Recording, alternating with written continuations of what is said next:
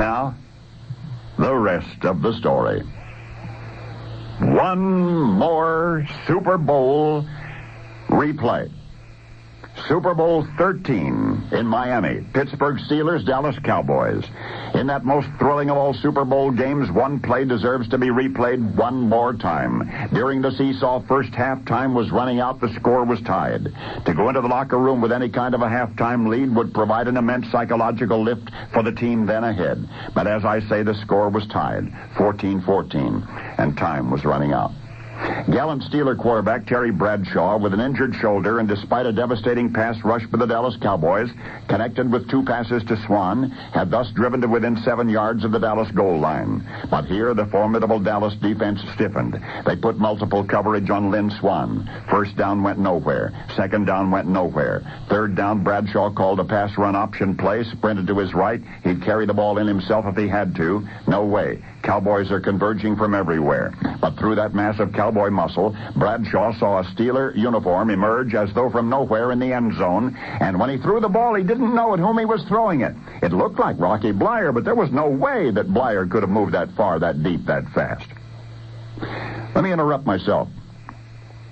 For 2 things. Rocky Bleier is nearsighted, has trouble focusing his eyes on a fast pass. And Terry Bradshaw those days would throw a flat pass with such force that it could separate the fingers of a receiver. I mean, actually split the fingers apart down the hand.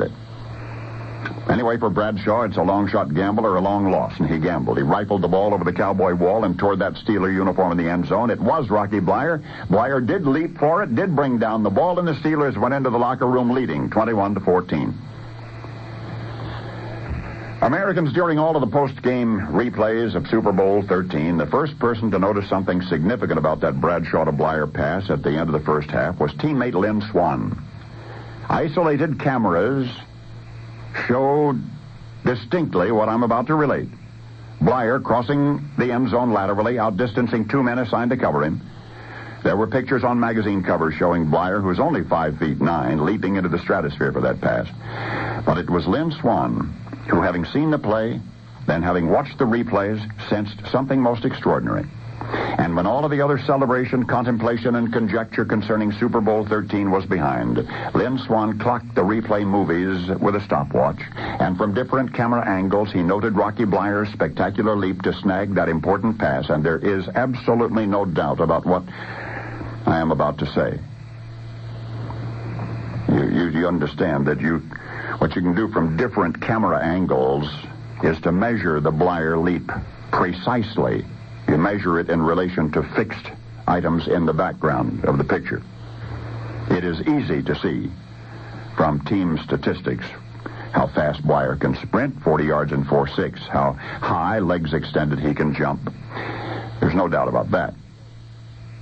So, what I'm saying is that Rocky Bleier can't run as fast as he did. But he did. Rocky Bleier never could jump that high. But that day he did. And this is the same Rocky Bleier